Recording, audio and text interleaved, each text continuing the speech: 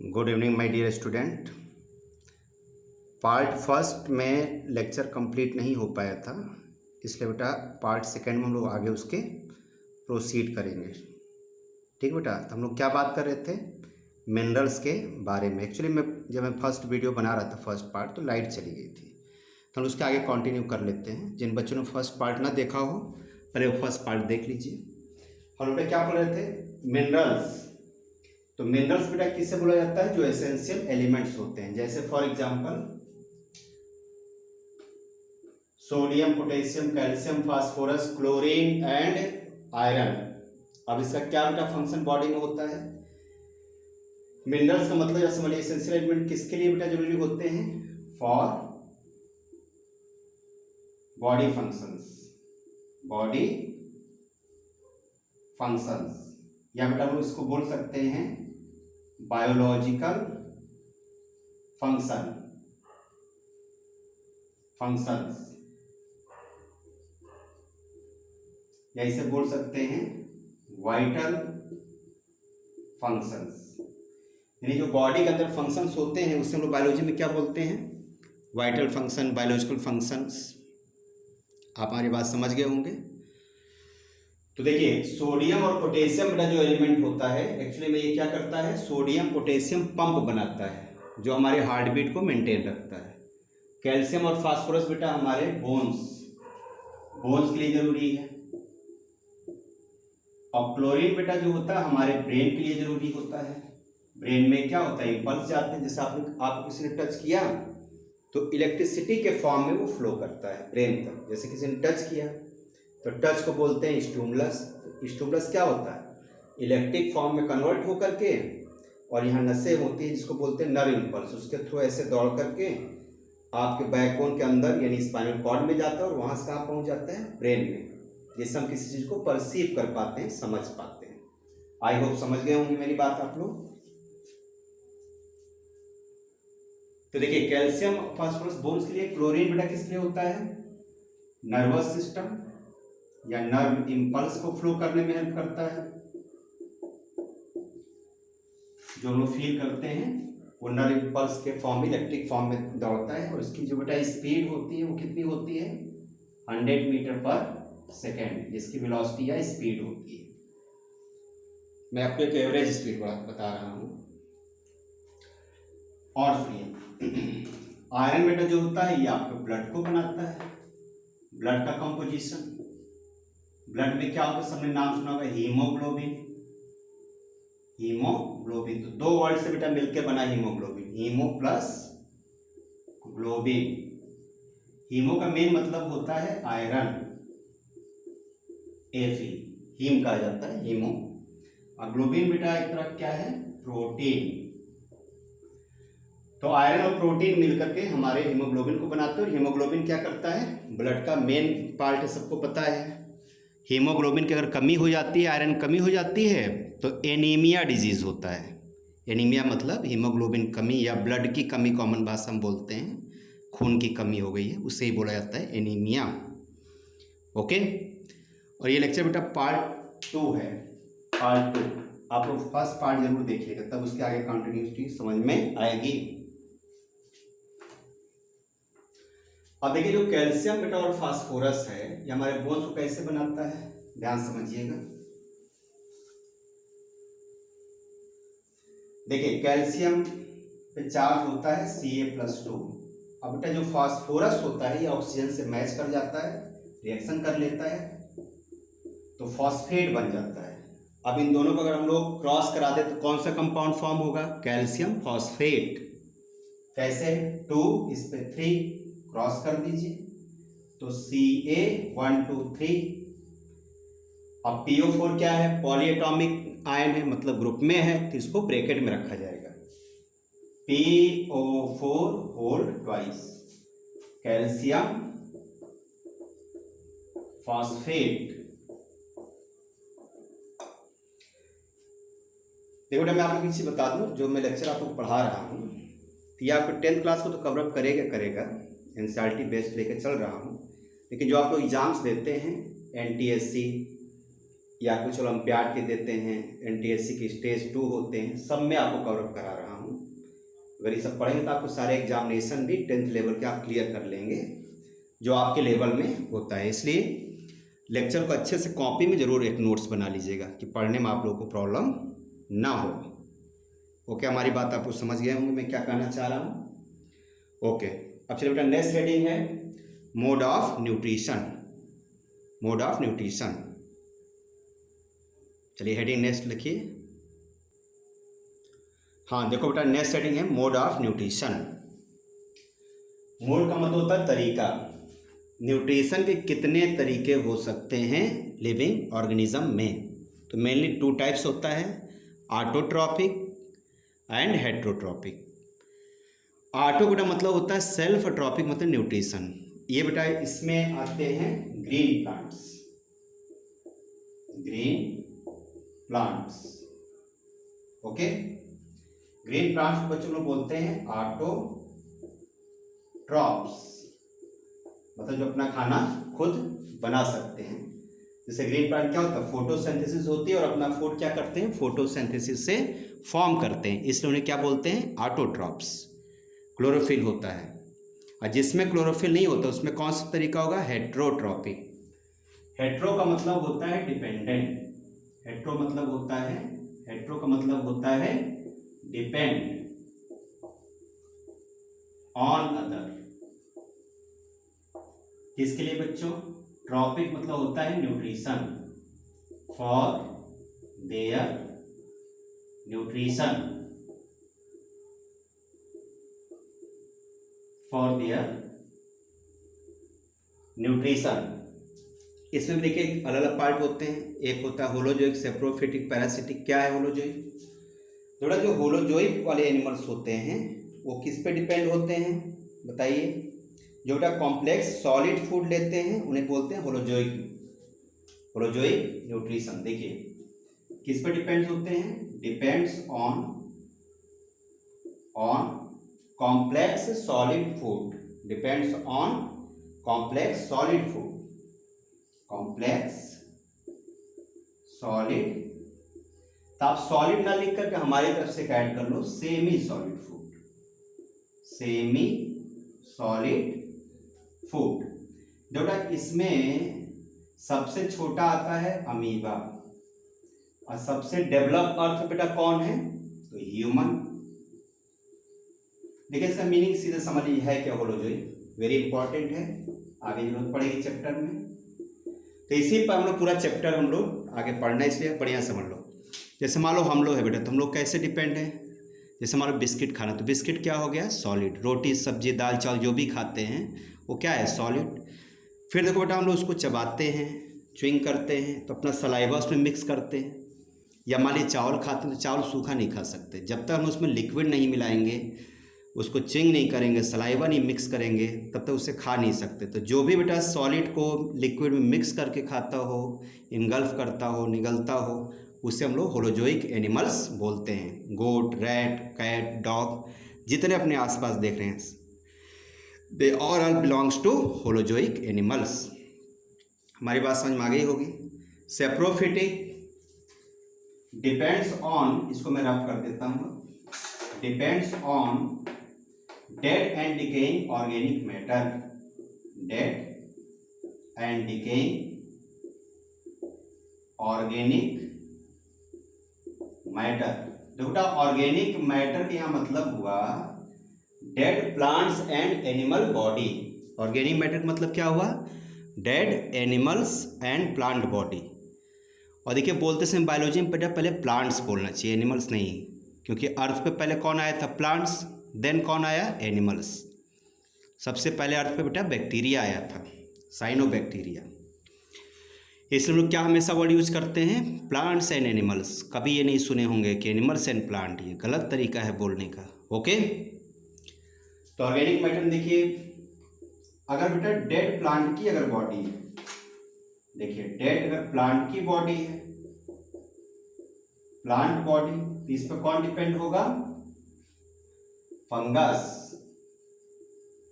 Fungus का मतलब होता है नॉन ग्रीन प्लांट। जो प्लांट ग्रीन नहीं होते उसे बायोलॉजी में बेटा हम लोग फंगस कहते हैं, और फंगस का ही प्लूरल फॉर्म होता है फंजाई। तो ये मत समझिए, बच्चे क्या समझते हैं छोटे बच्चे कि फंगस सिंगुलर फॉर्म है और फंजाई प्लूरल फॉर्म है, सॉरी फंगस मेल है फंजाई फीमेल है, ऐसा नहीं। फंगस मतलब सिंगुलर, जैसे मशरूम, एक मशरूम लेंगे तो फंगस और ढेर सारे मशरूम लेंगे तो बच्चों क्या हो जाएगा, फंजाई हो जाएगा। इसका एग्जाम्पल क्या हो गया, फंगस या फंजाई एक ही चीज है। अच्छा, और हमारी अगर डेड प्लांट की बॉडी है तो इसको कौन डिकम्पोज करता है, पहले सड़ाते हैं फिर खाते हैं, डिकम्पोज करते हैं, इसलिए इनका नाम पड़ गया डिकम्पोजर। फंजाई क्या है, डिकम्पोजर। बैक्टीरिया क्या है, decomposer. Dead animal body, sorry animal body को बेटा कौन डिकम्पोज करके खाता है, सड़ा कर खाता है, तो इसका एग्जाम्पल होगा बैक्टीरिया। इसमें इन दोनों को हम लोग क्या बोलते हैं, सेप्रोफिटिक, इसमें तो उसको बोलते हैं सेप्रोफाइट्स। ये दोनों क्या हो गए, सेप्रोफाइट्स। सेप्रोफाइट्स का मतलब क्या हुआ, जिसमें सेप्रोफिटिक मोड ऑफ न्यूट्रिशन होता है। तो fungi and bacteria are called as saprophytes. मैं यहां लिख दे रहा हूं, आप लोग लिख लीजिएगा, सेप्रोफाइट्स। और ग्रीन प्लांट क्या बोलते हैं, ऑटोट्रॉप्स। ओके, चलिए नेक्स्ट टॉपिक है पैरासिटिक। तो बेटा पैरासिटिक का मतलब होता है, पैरासिटिक का मतलब होता है, पैरासिटिक इसका मीनिंग हुआ डिपेंड्स ऑन होस्ट। देखो बेटा होस्ट का मतलब होता है लिविंग बॉडी पर डिपेंड होते हैं। होस्ट मतलब लिविंग बॉडी पर या लिविंग ऑर्गेनिज्म। जैसे फॉर एग्जांपल लीच का नाम आप लोग सुनेंगे, लीच, ये पैरासिटिक का मैं एग्जांपल बता रहा हूं, parasitic mode of nutrition, Leach.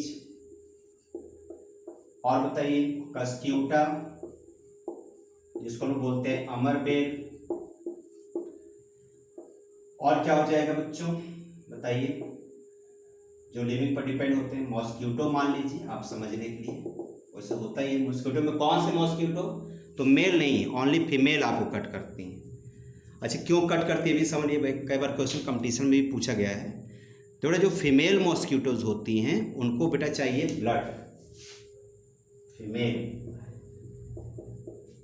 जैसा आप सुना होगा फीमेल एनोफ्लीज काटती तो मलेरिया हो जाता है। देखिए एक्चुअली होता क्या ना, उनमें उनके बॉडी में होता है एग, और एग को बेटा मेच्योर करने के लिए वार्म ब्लड चाहिए। और वार्म ब्लडेड एनिमल्स कौन होते हैं, या तो बर्ड्स या तो मैमल्स।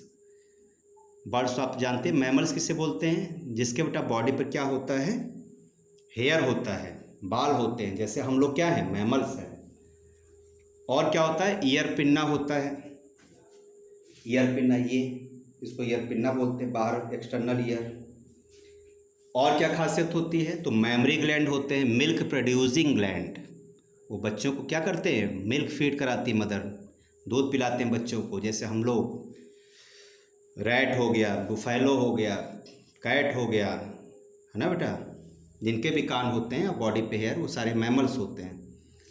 और क्या बोला जाता है बच्चों, मैमल्स वार्म ब्लडेड होते हैं, मतलब जिनके बॉडी के टेम्परेचर कांस्टेंट होता है। सबको पता है ह्यूमन बॉडी का टेम्परेचर कितना होता है, 37 डिग्री सेल्सियस कांस्टेंट होता है, इसलिए हम लोग वार्म ब्लडेड एनिमल हैं। इसलिए फीमेल मॉस्क्यूटो हम लोग को कट करती है ब्लड के लिए, ब्लड सक करती है। ओके चलिए आगे बढ़ते हैं। तो सारे बेटे क्या बोलेंगे हम लोग, these are called as saprophytes, sorry parasites, parasite. Okay अमरबेल, ठीक है। ये प्लांट होता है, याद रखिएगा, ये दूसरे प्लांट पे लिपट जाता है, मनी प्लांट की तरह होता है, और उस प्लांट के सारे न्यूट्रिएंट्स को खुद खींच लेता है, और प्लांट मरने के कगार पहुंच जाता है, लेकिन उसे मरने भी नहीं देता है। ये जब मरने सूखने लगता है तो फिर ये उससे क्या करता है ना, न्यूट्रिएंट्स लेना कम कर देता है, तो फिर वो स्ट्रांग हो जाता है, फिर खींचने लगता है, उससे सक करने लगता है। अच्छा एक एग्जाम्पल और लिख लीजिए, क्या होता है, हम लोग बेटा बॉडी में एक अर्थ वॉर्म की तरह वॉर्म पाया जाता है, कीड़ा पाया जाता है, उसे क्या बोला जाता है, स्कैरिस, स्कैरिस। ओके तो ये क्या हो गया एग्जाम्पल किसके, पैरासाइट के, और तरीका क्या हो गया, पैरासिटिक। अब एक देखो बच्चों होता है सिम्बियोटिक, बहुत ध्यान से समझिएगा क्या है सिम्बियोटिक। सिम्बियोटिक तो हेडिंग आप ये समझ लीजिएगा सिम्बियोटिक। सिम्बियोटिक का मतलब ये होता है कि जब बेटे दो ऑर्गेनिज्म एक साथ रहें, दो organism live together and profitable to each other, और एक दूसरे को क्या करे बेटा फायदा पहुंचाए, तो इसको कहा जाता है सिम्बियोटिक रिलेशनशिप या सिम्बियोसिस। जैसे हमारी बेटे फैमिली है, अपना फैमिली समझ लीजिए, इंडियन फैमिली, फादर मदर बच्चे एक साथ रहते हैं, है ना। तो जो फादर हैं वो क्या करते हैं भाई, नौकरी करते हैं, पैसे कमा के लाते हैं और मदर को देते हैं। अब मदर क्या करती हैं, खाना बनाती हैं, उनके खाना खिलाती है, बच्चों को खाना खिलाते हैं, मतलब कहने मतलब पूरा क्या एक सिस्टम है फैमिली का, है ना बेटा। कोई एक दूसरे पर क्या है एहसान नहीं कर रहा है, लेकिन ये इन्वेस्टमेंट होता है फादर का कि जब वो बूढ़े हो जाएं तो उनको फ़ायदा हो। और ऐसे सिंपली समझिए, पापा आपके लिए कर रहे हैं, आप पापा के लिए कर रहे हैं, मतलब फैमिली क्या होता है एक दूसरे का सपोर्ट करते हैं। तो it is called as symbiotic relationship. देखिए तो इन दोनों के बीच में क्या बेटा एक साथ रहे तो कौन सी रिलेशनशिप हो गई, ये इसको प्रॉफिट दे और ये इसको प्रॉफिट दे, मतलब profitable to each other, it is called as symbiotic relationship. For example थोड़ा जो एल्गी होता है, एल्गी, इसका एग्जांपल मैं लिख देता हूं, इसको बोलते हैं लीचेन। लीचेन क्या होता है, it is the combination of अलगा एंड फंगस। अलगा का मतलब होता है काई, जो ग्रीन काई आपने देखा हुआ है, काई को बोलते हैं एल्गी, प्लूरल फॉर्म होता है एल्गी, और एक को बोलते हैं अलगा। तो मैं सिंगुलर लिख रहा हूँ, प्लूरल कैसे लिखा जाएगा, ये प्लूरल हो गया, इसको हटा देंगे तो क्या हो जाएगा सिंगुलर, एक काई, एक ठुकाई, और ज़्यादा काई ढेर सारी तो क्या बोलेंगे एल्गी। और ये बेटा हो गया फंगस, सिंगुलर फॉर्म लिख रहा हूँ। ज़्यादा काई हो, ज़्यादा फंगस होंगे तो मशरूम होंगे तो क्या बोलेंगे हम लोग फंजाई, ऐसे समझिए। अब देखो ये कैसा होता है ग्रीन, ये कैसा होता है, इसमें क्लोरोफिल नहीं होता है, तो कैसा होता है मान लेते हैं व्हाइट होता है, वैसे होता है हल्का सा ब्राउनिश टाइप का, व्हाइट मान लीजिए। तो इसमें क्या होगा, इसमें फोटोसिंथेसिस होगा, फोटोसिंथेसिस क्या बनेगा बेटा, इसमें फूड बनेगा, फूड मतलब ग्लूकोज, ग्लूकोज मतलब स्टार्च। ग्लूकोज जब एक साथ बेटा कलेक्ट हो जाता है तो उसे हम लोग स्टार्च कहते हैं, इसलिए ग्लूकोज को स्टार्च लिखा जाता है। प्लांट में स्टोर फूड होता है, stored food in plant is called as starch.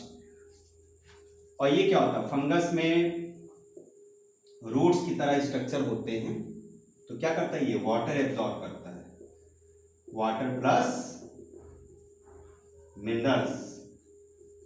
तो आप बताइए एल्गी ने फंगस को क्या दिया, सोचिए। तो अलगा और फंगस, अलगा बेटा जो है और फंगस, इसने इसको क्या दिया फूड दिया, और इसने इसको क्या दिया water plus minerals, profitable to each other. This relationship is called as symbiotic relationship और सिम्बियोसिस। आई होप बेटा आप लोगों को समझ में हमारी बात आ रही होगी। ओके क्लियर, कोई डाउट किसी को बच्चों, कोई डाउट हो तो आप कमेंट बॉक्स में हमको मैसेज करिएगा। Okay my dear student, next topic is metabolism.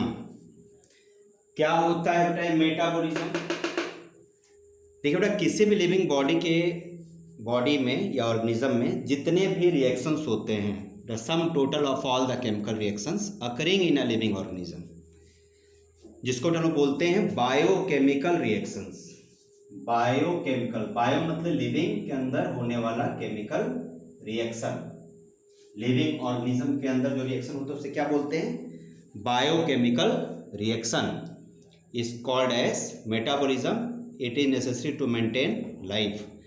बेटा there are two types, anabolism and catabolism. देखिए लिखा हुआ है एनाबॉलिज्म एंड कैटाबॉलिज्म।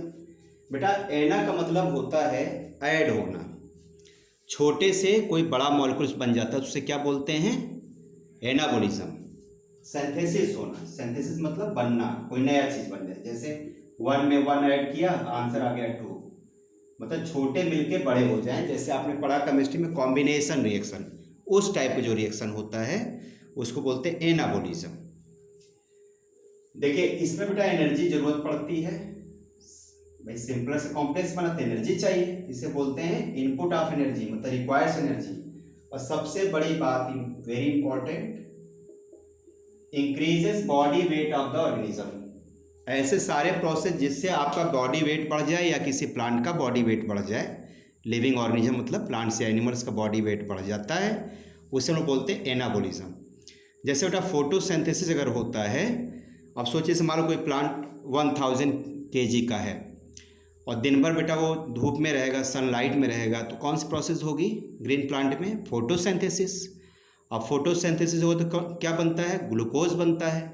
और ग्लूकोज से क्या होगा? अगर थोड़ा थोड़ा भी अगर वेट हर लीफ का बढ़े, हर पत्ती का वजन थोड़ा थोड़ा बढ़ जाए तो क्या होगा, आप बता सकते हैं? थोड़ा थोड़ा भी अगर वेट बढ़ गया तो शाम को जब आप उस प्लांट का वेट अगर कर पाएँ, अगर करके देखेंगे तो 1000 नहीं होगा, हो सकता है 1200 हो जाए, मतलब 100 किलो 200 किलो उसका वेट बढ़ जाएगा। क्यों बढ़ गया? क्योंकि उसके अंदर क्या बन गया बच्चों? ग्लूकोज बन गया। देखो ये होता है ग्लूकोज, ओके। CO2 क्या होती है? गैस। ये क्या होता है? लिक्विड। ये क्या बच्चों? सॉलिड। H2 क्या है? लिक्विड। ये क्या है? Gas, oxygen. देखिए जब आप लोग जब रिएक्शन लिखते हो फोटोसिंथेसिस का, तो आप लोगों ने पढ़ा होगा क्या? 6CO2 + 6H2 लिखते हो ना। एक्चुअली ये 12 होता है, 6 इधर ही बनता है, तो इस 6 से इसको इधर लाओगे ना तो ये कट के कितना हो जाता है? ये 6 हो जाता है और ये गायब हो जाता है। तो रिएक्शन क्या बन जाता है?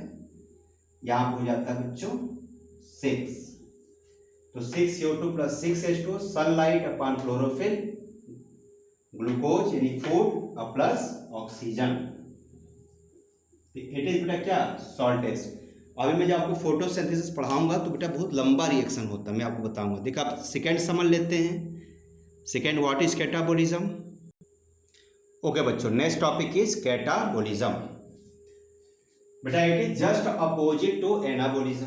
उसमें क्या था? छोटे से बड़ा बन रहा था, इसमें बेटा बड़े कॉम्प्लेक्स टूट के छोटे बनते हैं, जस्ट लाइक डिकम्पोजिशन रिएक्शन, जैसे आपने केमिस्ट्री में पढ़ा फर्स्ट चैप्टर में। तो it is just like decomposition reaction. और एनाबोलिज्म क्या था बेटा? एडिशन रिएक्शन या कॉम्बिनेशन रिएक्शन की तरह था। देखिए बेटा इसमें क्या होता है कि इसमें एनर्जी रिलीज होती है।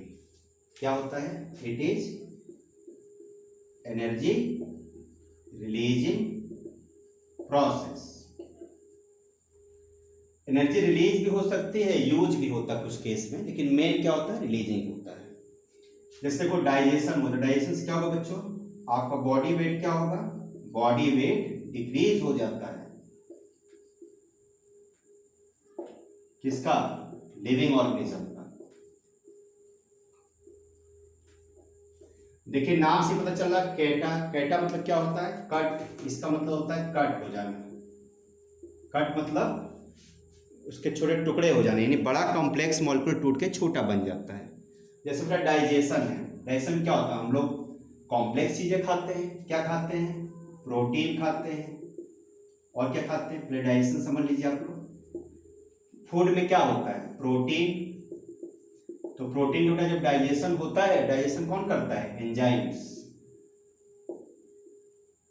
एंजाइम्स क्या होते हैं? प्रोटीन ही होते हैं जो इसको डाइजेस्ट करता है। प्रोटीन है और प्रोटीन को ही डाइजेस्ट कर देता है।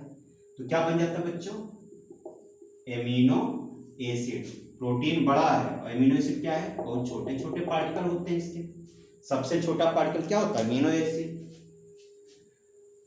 और देखिए दूसरा एग्जांपल, दूसरा क्या होता है बॉडी में, फूड में?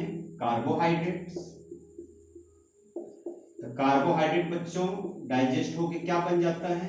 एंजाइम्स इसको भी डाइजेस्ट करता है। अभी हम लोग डिस्कस करेंगे कौन कौन से एंजाइम। बहुत सारे एंजाइम, स्लेवरी एमाइलेज है, ट्रिप्सिन, एमाइलेज, लाइपेज, इरेप्सिन, बहुत सारे हैं, है ना, रेनिन। अभी हम पढ़ाएंगे आपको। कार्बोहाइड्रेट में क्या बन जाता है बच्चों? ये बच्चों बन जाता है ग्लूकोज, फ्रक्टोज, गैलेक्टोज। अब बेटा सबका फार्मूला सेम होता है, याद रखिएगा, सबका फार्मूला क्या है, चाहे ग्लूकोज हो, चाहे फ्रक्टोज हो, चाहे गैलेक्टोज हो, सबका फार्मूला बेटा सेम। यानी कोई भी कार्बोहाइड्रेट खाइए, लास्ट में डाइजेशन होकर क्या बन जाएगा, कंप्लीट डाइजेशन के बाद ग्लूकोज, फ्रक्टोज एंड गैलेक्टोज। सबका फार्मूला क्या है, C6H12O6। क्या होता है, C6H12O6। सबका सेम है लेकिन प्रॉपर्टीज अलग है, केवल शक्लें सेम हैं, फार्मूला सेम है बेटा, molecular formula same but properties क्या है, अलग अलग।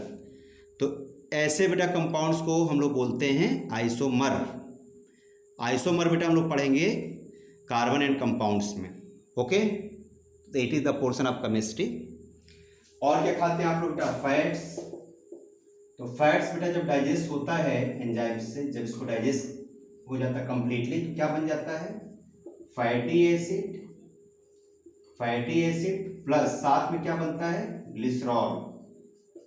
ग्लिसरॉल को बच्चों हम लोग बोलते हैं कॉमन भाषा में glycerine.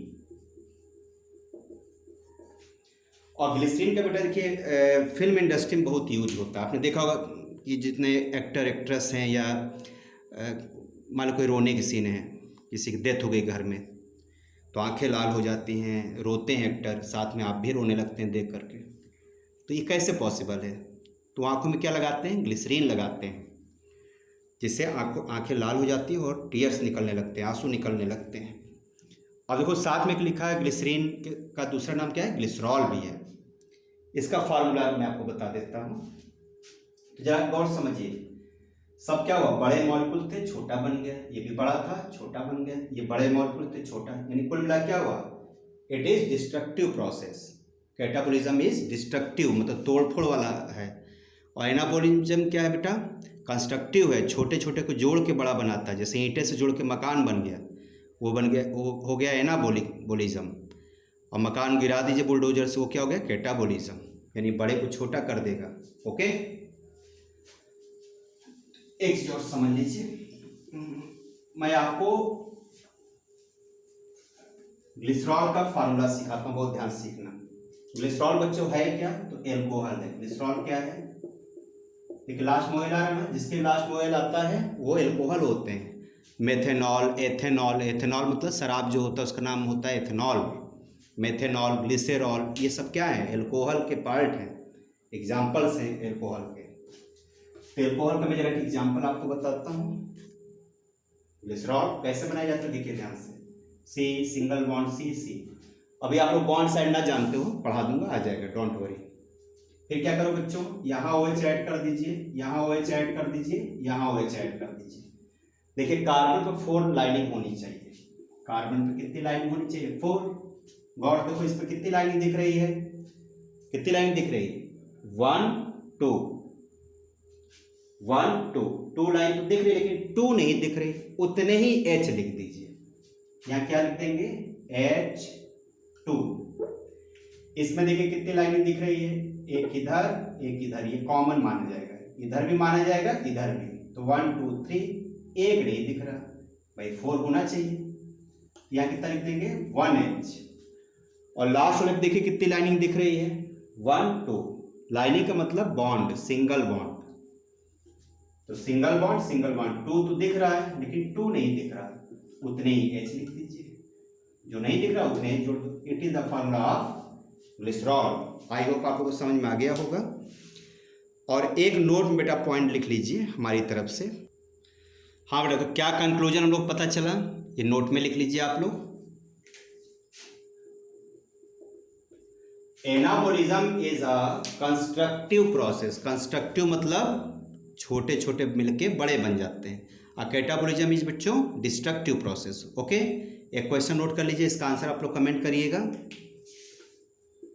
Which of them are catabolism, इसमें कौन सा कैटाबोलिज्म है, कौन सा एनाबोलिज्म है, आपको बताना है। कमेंट करके हमारे कमेंट बॉक्स में आप इसका आंसर जरूर सेंड करिएगा, मैं आपके आंसर का वेट करूंगा बच्चों। ओके, चलिए नेक्स्ट टॉपिक स्टार्ट करते हैं। आई होप आप लोग को समझ में आ गया होगा। टाइम ज़्यादा हो गया है, वीडियो लंबी हो जा रही है, इसलिए बच्चों मैं नेक्स्ट जो टॉपिक है और पार्ट 3 में आपको बताऊंगा, इसके जस्ट आगे का। हम लोग क्या पढ़ेंगे पार्ट 3 में? न्यूट्रिशन। और न्यूट्रिशन सबसे पहले बेटा मैं आपको पढ़ाऊंगा फोटोसिंथेसिस। तो सब लोग देखना मत भूलिएगा पार्ट 3 जिसमें मैं फोटोसिंथेसिस बहुत डीपली आपको पढ़ाऊंगा, फुल नॉलेज के साथ। ओके, ठीक है। बेस्ट ऑफ लक, घर पे रहिए, पढ़िए और कोरोना से बच के रहिए। Okay, best of luck, bye.